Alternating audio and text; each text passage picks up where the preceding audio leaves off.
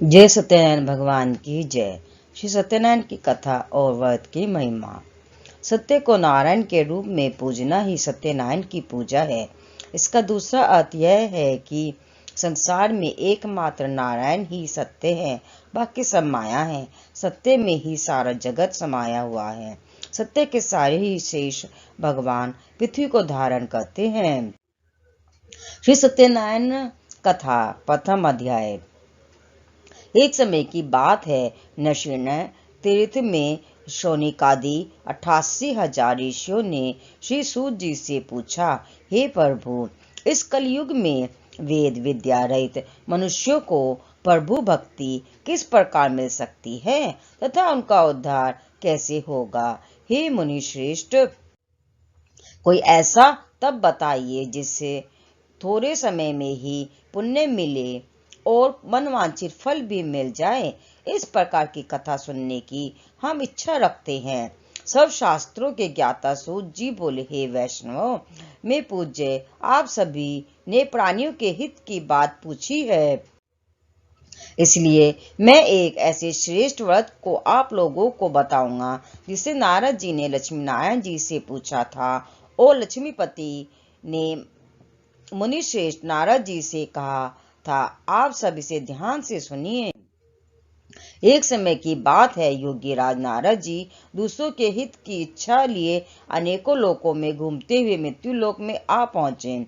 यहाँ उन्होंने अनेक योनियों में जन्मे प्राय सभी मनुष्यों को अपने कर्मों द्वारा अनेकों दुखों से पीड़ित देखा। उनका दुख देख नारद जी सोचने लगे कि ऐसा यत्न किया जाए जिसके करने से निश्चित रूप से मानव के दुखों का अंत हो जाए। इसी विचार पर मनन करते हुए वह विष्णु लोक में गए। वहां वह देवों के इस नारायण की स्तुति करने लगे, जिनके हाथों में शंख चक्र गदा और पद्म थे, गले में वरमाला पहने हुए थे।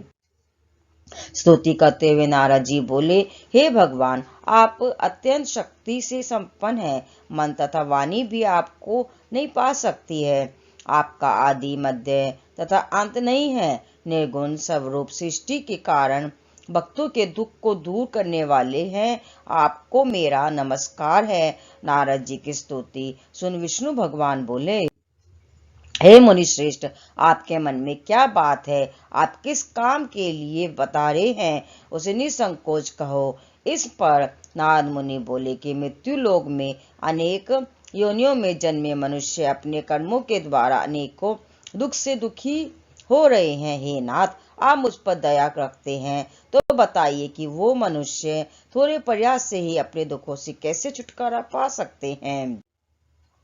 श्री हरि बोले, हे नारद, मनुष्य की भलाई के लिए तुमने बहुत अच्छी बात पूछी है। जिसके करने से मनुष्य मोह से छूट जाता है, वह बात मैं कहता हूँ, उसे सुनो। स्वर्ग लोक व मृत्यु लोक दोनों में एक दुर्लभ उत्तम व्रत है जो पुण्य देने वाला है। आज प्रेम वश होकर मैं उसे तुमसे कहता हूँ। श्री सत्यनारायण भगवान का यह व्रत अच्छी तरह विधि विधान पूर्वक करके मनुष्य तुरंत ही यहाँ सुख भोग कर मरने पर मोक्ष पाता है। श्री हरि के वचन सुन नारद जी बोले कि उस व्रत का फल क्या है और उसका विधान क्या है। यह व्रत किसने किया था, इस व्रत को किस दिन करना चाहिए, सभी कुछ विस्तार से बताइए। नारद जी की बात सुनकर श्री हरि बोले, दुख व शोक को दूर करने वाला, यह सभी स्थानों पर विजय दिलाने वाला है। मानव को भक्ति व श्रद्धा के साथ शाम को श्री सत्यनारायण की पूजा धर्म परायण होकर ब्राह्मणों व बंधुओं के साथ करनी चाहिए। भक्ति भाव से नैवेद्य केले का फल, घी, दूध और गेहूं का आटा सवैया ले। गेहूं के स्थान पर साठी और आटा, शक्कर तथा गुड़ लेकर वह सभी भक्षण योग्य पदार्थों को मिलाकर भगवान का भोग लगाएं। ब्राह्मणों सहित बंधु बांधवों को भी भोजन कराएं। उसके बाद स्वयं भोजन करें। भजन कीर्तन के साथ भगवान की भक्ति में लीन हो जाएं। इस तरह से सत्यनारायण भगवान का यह व्रत करने पर मनुष्य की सारी इच्छाएं निश्चित रूप से पूरी होती हैं। इस कली काल में अर्थात कलियुग में मृत्यु लोक में मोक्ष का यही एक सरल उपाय बताया गया है। इति श्री सत्यनारायण व्रत कथा का 5वां अध्याय संपूर्ण। बोलो श्रीमन नारायण नारायण नारायण, भज मन नारायण नारायण नारायण। श्री सत्यनारायण भगवान की जय। श्री सत्यनारायण कथा द्वितीय अध्याय। सूत जी बोले, हे ऋषि, जिसने पहले समय में इस व्रत को किया था उसका इतिहास कहता हूँ, ध्यान से सुनो। सुंदर काशीपुरी नगरी में एक अत्यंत निर्धन ब्राह्मण रहता था। भूख प्यास से परेशान वह धरती पर घूमता रहता था। ब्राह्मणों से प्रेम करने वाले भगवान ने एक दिन ब्राह्मण का वेश धारण कर उसके पास जाकर पूछा, हे विप्र, नित्य दुखी होकर तुम पृथ्वी पर क्यों घूमते हो? दीन ब्राह्मण बोला, मैं निर्धन ब्राह्मण हूँ, भिक्षा के लिए धरती पर घूमता हूँ। हे भगवान, यदि आप इसका कोई उपाय जानते हैं तो बताइए। वृद्ध ब्राह्मण कहता है कि सत्यनारायण भगवान मनोवांछित फल देने वाले हैं, इसीलिए तुम उनका पूजन करो। इसे करने से मनुष्य सभी दुखों से मुक्त हो जाता है। वृद्ध ब्राह्मण बनकर आए सत्यनारायण भगवान उस निर्धन ब्राह्मण को व्रत का सारा विधान बताकर अंतर्ध्यान हो गए। ब्राह्मण मन ही मन सोचने लगा कि जिस व्रत को वृद्ध ब्राह्मण करने को कह गया है मैं उसे जरूर करूंगा। यह निश्चय करने के बाद उसे रात में नींद नहीं आई। वह सवेरे उठकर सत्यनारायण भगवान के व्रत का निश्चय कर भिक्षा के लिए चला गया। उस दिन निर्धन ब्राह्मण को भिक्षा में बहुत धन मिला, जिससे उसने बंधु बांधवों के साथ मिलकर श्री सत्यनारायण भगवान का व्रत संपन्न किया। भगवान सत्यनारायण का व्रत संपन्न करने के बाद वह निर्धन ब्राह्मण सभी दुखों से छूट गया और अनेक प्रकार की संपत्तियों से युक्त हो गया। उसी समय से यह व्रत हर माह इस व्रत को करने लगा। इस तरह से सत्यनारायण भगवान के व्रत को जो मनुष्य करेगा वह सभी प्रकार के पापों से छुटकर मोक्ष को प्राप्त होगा। जो मनुष्य इस व्रत को करेगा वह सभी दुखों से मुक्त हो जाएगा। सूत जी बोले कि इस तरह से नारद जी से नारायण जी का कहा हुआ श्री सत्यनारायण व्रत को मैंने तुमसे कहा। हे विप्र, मैं अब और क्या कहूँ? ऋषि बोले, हे मुनिवर, संसार में उस विप्र से सुनकर और किस किस ने इस व्रत को किया, हम सब इस बात को सुनना चाहते हैं। इसके लिए हमारे मन में श्रद्धा का भाव है। सूत जी बोले, हे मुनियों, जिसने इस व्रत को किया है वह सब सुनो। एक समय वही विप्र धन व ऐश्वर्य के अनुसार अपने बंधु बांधवों के साथ इस व्रत को करने को तैयार हुआ। उसी समय एक लकड़ी बेचने वाला बुरा आदमी आया और लकड़ियां बाहर रखकर अंदर ब्राह्मण के घर में गया। प्यास से दुखी वह लकड़हारा उनको व्रत करते देख विप्र को नमस्कार कर पूछने लगा कि आप यह क्या कर रहे हैं तथा इसे करने से क्या फल मिलेगा, कृपया मुझे भी बताइए। ब्राह्मण ने कहा कि सब मनोकामना को पूरा करने वाला यह श्री सत्यनारायण भगवान का व्रत है। इनकी कृपा से ही मेरे घर में धन धान्य आदि की वृद्धि हुई है। विप्र से सत्यनारायण व्रत के बारे में जानकर लकड़हारा बहुत प्रसन्न हुआ। चरणामृत लेकर वह प्रसाद खाने के बाद वह अपने घर गया। लकड़हारे ने अपने मन में संकल्प किया कि आज लकड़ी बेचने से जो धन मिलेगा उसी से मैं श्री सत्यनारायण भगवान का उत्तम व्रत करूंगा। मन में इस विचार को ले बुरा आदमी सिर पर लकड़ियां रख उस नगर में बेचने गया जहां धनी लोग ज्यादा रहते थे। उस नगर में उसे अपनी लकड़ियों का दाम पहले से 4 गुना अधिक मिलता है। बुरा प्रसन्नता के साथ दाम लेकर केले, शक्कर, घी, दूध, दही और गेहूं का आटा ले और सत्यनारायण भगवान के व्रत की अन्य सामग्रियां लेकर अपने घर गया। वहां उसने अपने बंधु बांधवों को बुलाकर विधि विधान से सत्यनारायण भगवान का पूजन और व्रत किया। इस व्रत के प्रभाव से वह बुरा लकड़हारा धन पुत्र आदि से युक्त होकर संसार के समस्त सुख भोग अंत काल में वैकुंठ धाम चला गया। इति श्री सत्यनारायण भगवान व्रत कथा का द्वितीय अध्याय संपूर्ण। बोलो श्रीमन नारायण नारायण नारायण, भज मन नारायण नारायण नारायण। श्री सत्यनारायण भगवान की जय। ये था श्री सत्यनारायण भगवान की कथा का दूसरा अध्याय। श्री सत्यनारायण भगवान कथा द्वितीय अध्याय। सूत जी बोले, हे ऋषि मुनियों, अब आगे की कथा कहता हूँ। पहले समय में उल्कामुख नाम का एक बुद्धिमान राजा था। वह सत्यवक्ता और जितेंद्रिय था। प्रतिदिन देव स्थानों पर जाता और निर्धनों को धन देकर उनके कष्ट दूर करता था। उसकी पत्नी कमल के समान मुख वाली तथा सती साध्वी थी। बदशिला नदी के तट पर उन दोनों ने श्री सत्यनारायण भगवान का वध किया। उसी समय साधु नाम का एक वैश्य आया। उसके पास व्यापार करने के लिए बहुत सा धन भी था। राजा को वध करते देखकर वह विनय के साथ पूछने लगा, हे राजन, भक्ति भाव से पूर्ण होकर आप ये क्या कर रहे हैं? मैं सुनने की इच्छा रखता हूँ, तो आप मुझे बताइए। राजा बोला, हे साधु, आपने बंधु बांधवों के साथ पुत्र आदि की प्राप्ति के लिए एक महाशक्तिमान सत्यनारायण भगवान का व्रत व पूजन कर रहा हूँ। राजा के वचन सुन साधु आदर से बोला, हे राजन, मुझे इस व्रत का सारा विधान कहिए। आपके कथानुसार मैं भी इस व्रत को करूंगा। मेरे भी संतान नहीं है और इस व्रत को करने से निश्चित रूप से मुझे संतान की प्राप्ति होगी। राजा से व्रत का सारा विधान सुन व्यापार से निवृत्त हो वह अपने घर गया। साधु वैश्य ने अपनी पत्नी को संतान देने वाले इस व्रत का वर्णन कह सुनाया और कहा कि जब मेरी संतान होगी तब मैं इस व्रत को करूंगा। साधु ने इस तरह के वचन अपनी पत्नी लीलावती से कहे। एक दिन लीलावती पति के साथ आनंदित हो सांसारिक धर्म में प्रवृत्त होकर सत्यनारायण भगवान की कृपा से गर्भवती हो गई।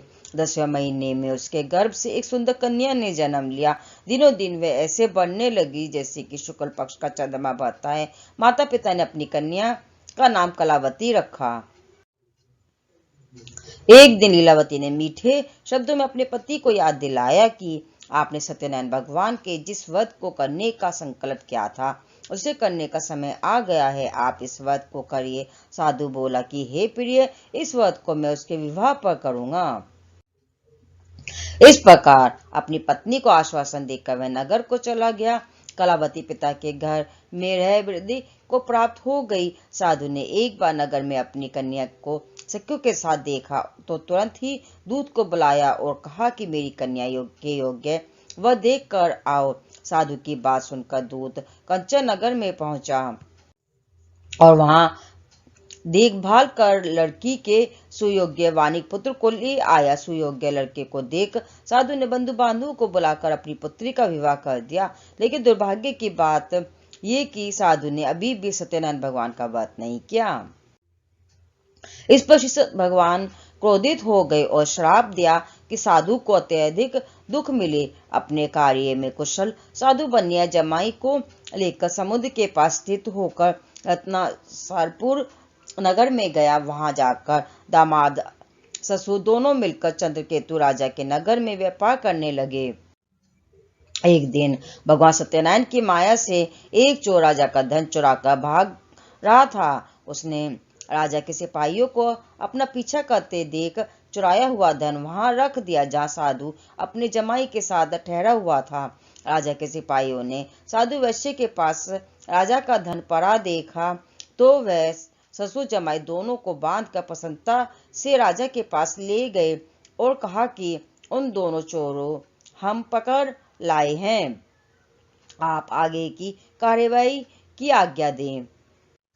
राजा की आज्ञा से उन दोनों को कठिन कारावास में डाल दिया गया और उनका सारा धन भी उनसे छीन लिया गया।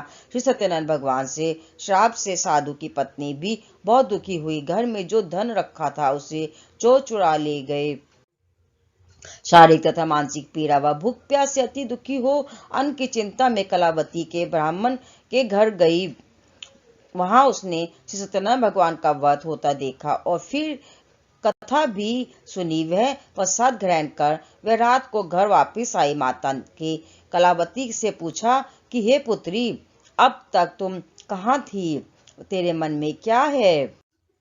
कलावती ने अपनी माता से कहा, हे माता, मैंने एक ब्राह्मण के घर में श्री सत्यनारायण भगवान का व्रत देखा है। कन्या के वचन सुन लीलावती भगवान के पूजन की तैयारी करने लगी। लीलावती ने परिवार व बंधुओं सहित सत्यनारायण भगवान का पूजन किया और उनसे वर मांगा कि मेरे पति तथा जमाई शीघ्र घर आ जाएं। साथ ही यह भी प्रार्थना की कि हम सब की का अपराध क्षमा करे। श्री सत्यनारायण भगवान इस व्रत से संतुष्ट हो गए और राजा चंद्रकेतु को सपने में दर्शन दे कहा कि हे राजन, तुम उन दोनों वैश्यों को छोड़ दो और तुमने उनका जो धन लिया है उनसे वापिस कर दो। अगर ऐसा नहीं किया तो मैं तुम्हारा धन, राज्य व संतान सभी को नष्ट कर दूंगा। राजा को यह सब कहकर वह अंतर्ध्यान हो गए। प्रातःकाल सभा में राजा ने अपना सपना सुनाया। फिर बोले कि पानीपुत्रों को कैद से मुक्त कर सभा में लाओ। दोनों ने आते ही राजा को प्रणाम किया। राजा मीठी वाणी में बोला, हे महाबंधु, भाग्यवश ऐसा कठिन दुख तुम्हें प्राप्त हुआ है, लेकिन अब तुम्हें कोई भय नहीं है। ऐसा कह राजा ने उन दोनों को नए वस्त्राभूषण भी पहनाए और जितना धन उनका लिया था उससे दोगुना धन वापस कर दिया। दोनों वैश्य अपने घर को चल दिए। इति श्री सत्यनारायण भगवान कथा का 3 अध्याय संपूर्ण। श्रीमन नारायण नारायण नारायण, भज मन नारायण नारायण नारायण। श्री सत्यनारायण भगवान की जय। श्री सत्यनारायण भगवान कथा 4 अध्याय। सूत जी बोले, वैश्य ने मंगलाचार कर अपनी यात्रा आरंभ की और अपने नगर की ओर चल दिया। उनके थोड़ी दूर जाने पर एक दंडी वेशधारी श्री सत्यनारायण ने उनसे पूछा, हे साधु, तेरी नाव में क्या है? अभिमानी वाणी हंसता हुआ बोला, हे दंडी, आप क्यों पूछते हो? क्या धन लेने की इच्छा है? मेरी नाव में तो बेलवा पत्ते भरे हुए हैं। वैश्य के कठोर वचन सुन भगवान बोले, तुम्हारा वचन सत्य हो। दंडी ऐसे वचन कह वहां से दूर चले गए। कुछ दूर जाकर समुद्र के किनारे बैठ गए। दंडी के जाने के बाद साधु वैश्य ने नित्य क्रिया के पश्चात नाव को ऊंची उठते देखा कर अचंभा माना और नाव में बेल पत्ते आदि देखकर वह मूर्छित तो जमीन पर गिर पड़ा।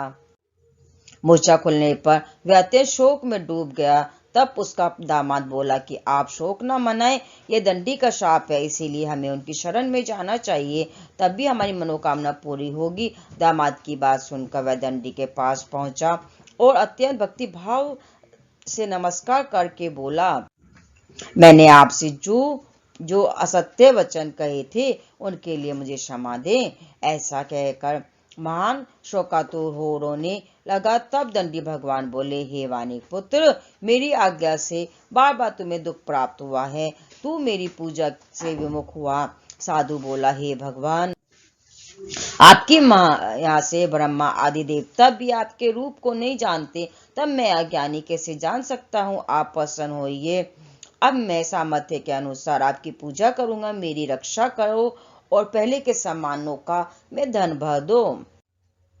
साधु वैश्य के भक्ति पूर्वक वचन सुनकर भगवान प्रसन्न हो गए और उसकी इच्छा अनुसार वरदान देकर अंतर्धान हो गए। ससुर जमाई जब नाव पर आए तो नाव धन से भरी हुई थी। फिर वही अपने अन्य साथियों के साथ सत्यनारायण भगवान का पूजन कर अपने नगर को चल दिए। जब नगर के नजदीक पहुंचे तो दूत को घर पर खबर करने के लिए भेज दिया। दूत साधु की पत्नी को प्रणाम कर कहता है कि मालिक अपने दामाद सहित नगर के निकट आ गए हैं।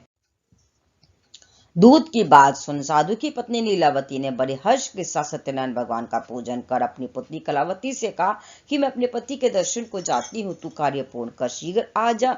माता कैसे वचन सुन कलावती जल्दी में प्रसाद छोड़ अपने पति के पास चली गई। प्रसाद की अवज्ञा के कारण श्री सत्यनारायण भगवान रुष्ट हो गए और नाव सहित उसके पति को पानी में डुबा दिया। कलावती अपने पति को वहां न पाकर रोती हुई जमीन पर गिर गई। नौका को डूबा हुआ देख वह कन्या को रोता देख साधु दुखी होकर बोला कि हे प्रभु, मुझसे तथा मेरे परिवार से जो भूल हो है उसे क्षमा करें।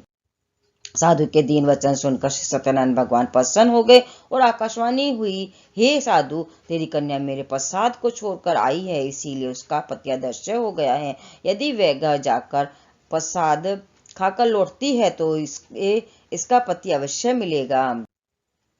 ऐसी आकाशवाणी सुन कलावती घर पहुंचकर प्रसाद खाती है और फिर आकर अपने पति के दर्शन करती है। उसके बाद साधु अपने बंधु बांधवों से सत्यनारायण भगवान का विधि विधान से पूजन करता है। इस लोक का सुख भोग व अंत में स्वर्ग जाता है। इति श्री सत्यनारायण भगवान कथा का 4 अध्याय संपूर्ण। श्रीमन नारायण नारायण नारायण, भज मन नारायण नारायण नारायण। श्री सत्यनारायण भगवान की जय। श्री सत्यनारायण भगवान कथा 5 अध्याय। सूत जी बोले, हे ऋषियों, मैं और भी एक कथा सुनाता हूँ, उसे भी ध्यान पूर्वक सुनो। प्रजा पालन में लीन दुग्धध्वज नाम का एक राजा था। उसने भी भगवान का प्रसाद त्याग कर बहुत ही दुख सहन किया। एक बार वह वन में जाकर वन्य पशुओं को मारकर वह बर के पेड़ के नीचे आया। वहां उसने ग्वालों को भक्ति भाव से अपने बंधुओं सहित सत्यनारायण भगवान का पूजन करते देखा। अभिमानवश राजा ने उन्हें देखकर भी पूजा स्थान में नहीं गया और ना ही उसने भगवान को नमस्कार किया। ग्वालों ने राजा को प्रसाद दिया, लेकिन उसने वह प्रसाद नहीं खाया और प्रसाद को वहीं छोड़कर वह अपने नगर को चला गया। जब वह नगर में पहुंचा तो वहां सब कुछ तहस नहस हुआ पाया तो वह शीघ्र ही समझ गया कि यह सब भगवान ने ही किया है। वह दोबारा ग्वालों के पास पहुंचा और विधि पूर्वक पूजा कर के प्रसाद खाया तो श्री सत्यनारायण भगवान की कृपा से सब कुछ पहले जैसा हो गया। दीर्घ काल तक सुख भोगने के बाद मरणोपरांत उसे स्वर्गलोक की प्राप्ति हुई। जो मनुष्य परम दुर्लभ इस व्रत को करेगा तो भगवान सत्यनारायण की अनुकंपा से उसे धन धान्य की प्राप्ति होगी, निर्धन धनी हो जाता है और भय मुक्त हो जीवन जीता है। संतानहीन मनुष्य को संतान सुख मिलता है और सारे मनोरथ पूर्ण होने पर मानव अंत काल में वैकुंठ धाम को जाता है। सूत जी बोले, जिन्होंने पहले इस व्रत को किया है अब उनके दूसरे जन्म की कथा कहता हूँ। शतानंद ब्राह्मण ने सुदामा का जन्म लेकर मोक्ष की प्राप्ति की। लक्कड़हारी ने अगले जन्म में निशांत बनकर मोक्ष प्राप्त किया। उल्कामुख नाम का राजा दशरथ होकर बैकुंठ को गए। साधु नाम के वैश्य ने मोहध्वज बनकर अपने पुत्र के आरे से चीरकर मोक्ष पाया। महाराज दुग्धध्वज ने स्वयंभू होकर भगवान में भक्ति युक्त हो कर्म कर मोक्ष पाया। इति श्री सत्यनारायण व्रत कथा का 5वां अध्याय पूर्ण। श्रीमन नारायण नारायण नारायण भजमन नारायण नारायण। श्री सत्यनारायण भगवान की जय। ये थी भगवान श्री सत्यनारायण की व्रत कथा और श्री सत्यनारायण भगवान की महिमा। बोलो जय श्री सत्यनारायण भगवान की जय।